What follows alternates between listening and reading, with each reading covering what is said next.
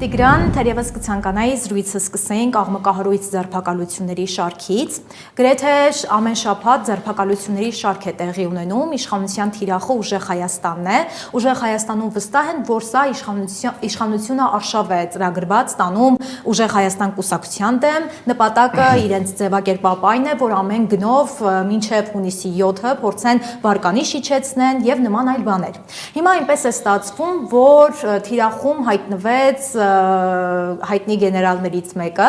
ինչ ենք հասկանում այս ամենով, հա, իշխանության կարևոր նպատակը ձեզ որն է հունիսի 7-ի ընտրություններին ընդառաջ։ Տեսեք, Կանդազի, հա, լեգենդար գնդապետ Կանդազի կալանավորումը ինչ է ցույց տալիս, որ իշխանության մեջ վախ կա եւ վախ կա չընտրվելու եւ այդ վախը արտահայտվում է կալանավորումներով։ Տեսնում եք, որ ամենաազդեցիկ, հա, ամենախարիզմատիկ դեմքերին իշխանությունը կալանավորում է, տալիս է տան կալանք եւ այլն, այսինքն չի թողում մասնակցել ընտրարշավին, այսպիսով փորձելով խոչընդոտել նույն Ծամեր Կարապետյանի գլխավորած ուժին հաղթել ընտրություններում։ Միակ բացատրությունը դա է, որովհետեւ եթե հիշենք Փաշինյանը, որ երբ որ ասում է, որ մենք հավաքելու ենք սանդրական մեծամասնություն, իսկ այդ 3 կուսակցության ընդհանրապես չեն հայտնվի խորհրդարանում, հա,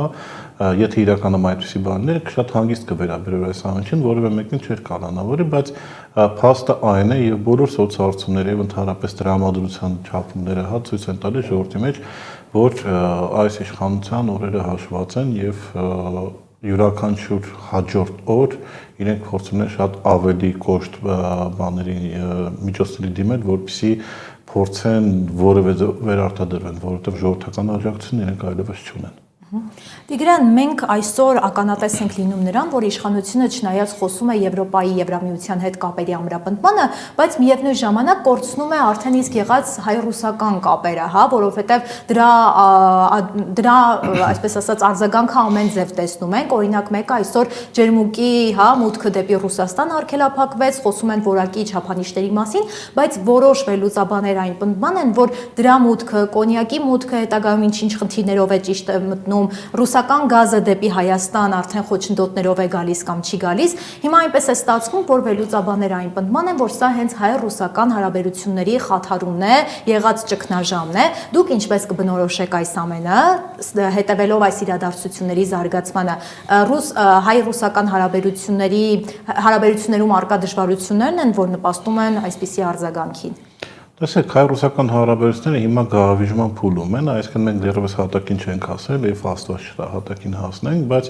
այն որ իշխանությունների, այսպես ասենք, քաղաքականությունը բերել է նրան, որ օր-օրի վատանում են հարաբերությունները, դա արդեն բացահայտ բոլորին երևում է։ Տեսեք, բազմաթիվ խնդիրներ կան,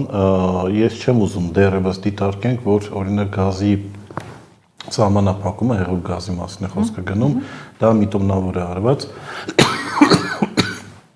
բայց այն պրոցեսները, որոնք մենք տեսնում ենք, մի քիչ շատանում են։ Գազի խնդիրն է, ջերմուկի խնդիրն է, նրա խնդիրն է։ Ռուսաստանում ուղղակի ուզում են ցույց տալ, որ այլևս իրենք պատրաստ չեն իրենց հաշվին Հայաստանը ուղղել դեպի Եվրոպա, ինչպես դա անում է Փաշինյանը, այսինքն ասում են կողմնորոշվի կամ սա է անում, կամ նա է անում։ Տիգրան, օրեր առաջ մամուլում մի տեղեկություն սպրտեց, ըստ թերթերից մեկի, աղբյուրի ասվում էր, որ Երևանում մայիսի 4-ին կայանալիք այդ գագաթնաժողովի օրակարգում լինելու է նաև երկաթուղու կառավարումը Ռուսաստանի ձեռքից, այսպես ռուսների ձեռքից խլելու հարցը։ Դեռևս մեր արտաքին գերատեսչությունը որևէ հերքմամբ հանդես չի եկել, կոպիտ ասած ոչ հերքել է, ոչ հաստատել տեղեկությունը, եւ սա կարծում եմ այնպիսի տեղեկություն է, որը պետք է ուշադրության կենտրոնում լինի ԱԳՆ-ի։ Հիմա այնպես է ստացվում, որ եթե այդ տեղեկությունը հաստատվի, նախ Ռուսաստանում դա ինչպես կընկալեն ռուսական կողմը, եթե նման բան լինի, գալիս են եվրոպացիները Հայաստան, ուղիղ ասված, եթե ճիշտ եմ ես հասկանում, եվրոպացիները միջամտում են Հայաստանի գործերին։ Դա բացառիկ թշնամական քայլ է լինելու Ռուսաստանի հանդեպ, ուղղակի Ռուսաստանի սեփականությունը մասնավոր խլել, մասնավոր եւ պետական, եւ սրա արձագանքները շատ ավելի լուրջ են լինելու։ Եվ այդ արձագանքները զգալու ենք բոլորս, հա, եթե այն գյուղացիները կամ քաղաքացիները, որոնք որևէ բան չեն հասկանում քաղաքականություն եւ ուրախանում են, որ Նիկոլը Մոսկվայում գազ է տվել Ռուսաստանի վրա, առաջի ճակերտավոր շահառուները վատթարացման իրենք են լինելու եւ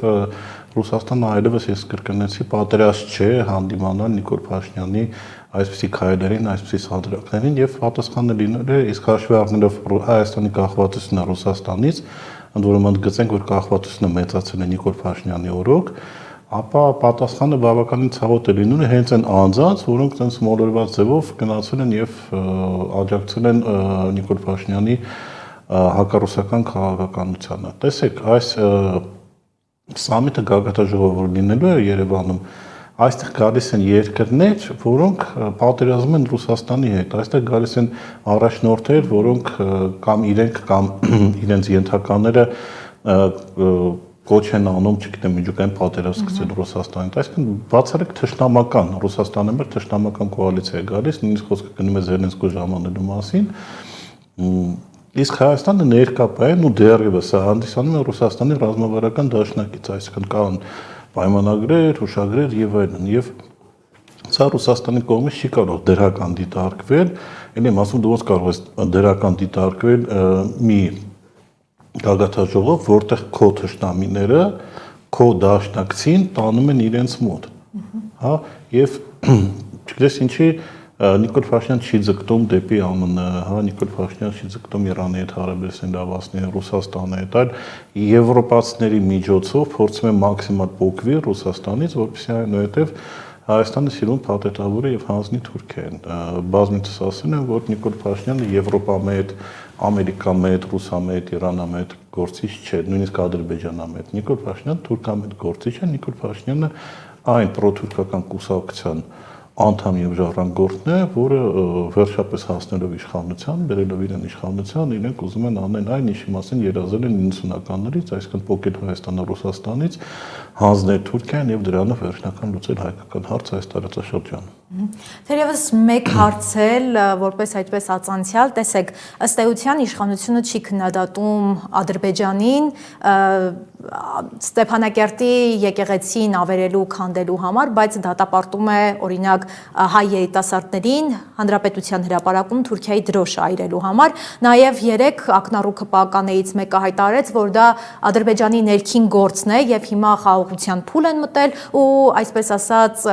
դատապարտելը ոչ թե անիմաստ է, այլ իրանք հարմար չեն գտնում, որովհետեւ դա ինչպես նշեցի Ադրբեջանի ներքին գործն է, Ադրբեջանի տարածքում է եղել։ Հիմա այս ամենը, այս հայտարարությունները, հա, ինչպես կբնութագրեք։ Շատ ճիշտ եք նկատել, իմ այսպես ասենք փորձագետ ընկերներից մեկը ժամանակին կհիշեմ նույնիսկ 23 թվականին, երբ որ հրապարակում սալյուտ են խփում սեպտեմբերին եւ մենք գիտենք, որ բազմահազար արցախցիներ եկել են այստեղ տունտեղ գործած, ասես Տիգրան ջան ասում է, եթե մի պահ պատկերացնենք, որ Նիկոլ Փաշինյանը եւ իր կազմը, հա, Ադրբեջանի քաղաքացիները ամեն ինչ տեղն են գնում։ Այսինքն, եթե այդ տրամաբանությամբ շարժվենք, իրենք իհարկե պետք է ուրախանան, որ Արցախում այլևս հայեր չկան։ Իրենք սրտով է, որ ենթադրենք աշխարհաքաղաքական Արցախի ռազմաքաղաքական ղեկավարությունը գտնվում է բանտում, հա, իրենց համար օքեյ օրինակ ասել, որ ցեղասպանություն չի եղել կամ մենք ենք մեղավոր ցեղասպանության մեջ, իրենց համար այն ինչ որ կատարում է վանդալիզմը Ստեփանակերտում, դա Ադրբեջանի ներքին գործն է, չգիտես ինչի, հա, եւ իհարկե իրենք սրտացավ են, երևի թե իրենք են պարտադրել, որ Ադրբեջանի դրոշ այս տարի չվարվի, ինչպես սովորաբար արվում էր, այսինքն եթե մենք մտածենք այն բանը, որ այս մարդիկ հայկականության որևէ կապ չունեն, այլ հանդիսանում են այլ երկրի հարևան երկրներից մեկի քաղաքացիներ կամ նույնիսկ ազգությամբ ինչ-որ մարդիկ, ել եմ ասում, ընկերոջս այդ ասացը միջև մեջս տպավորվել, ապա ամեն ինչ տեղն է ընկնում, այսինքն այդ զարմանալ պետք չի։ Շատերը ասում են դավաճան, բայց սա դավաճանություն չի, սա թշնամության ինչ-որ թշնամության եւ օտար երկրի արժեքային համակարգը կրող մարդկանց իշխանություն է, այլ որևէ տրամաբանական բացատրություն, թե Ստեփանակերտում, Ստեփանակերտի կաֆեդրալ, հա, տաճարը քանդելուն ռեակցիա չտալ, չբարձրաձայնել, չբողոքել, այլ ասել դե իրանք տարածքում ինչ ուզում են անում են, հա,